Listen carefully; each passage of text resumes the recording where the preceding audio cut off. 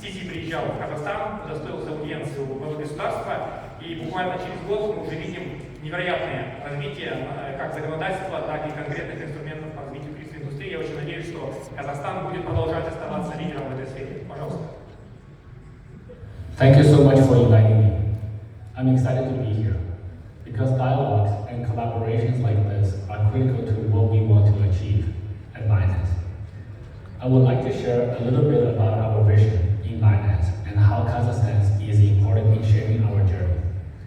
At Binance, our vision is to increase the freedom of money globally to improve the lives of people all around the world. We want to continue building an inclusive crypto ecosystem by having a laser focus on our users and ensuring they're safe, supported, and provided with the right tools.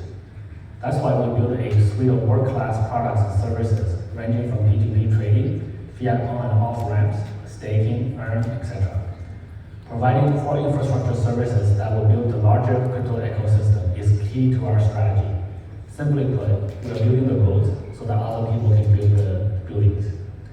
Providing the infrastructure tools and resources will enable the development of even more applications and services, contributing to wider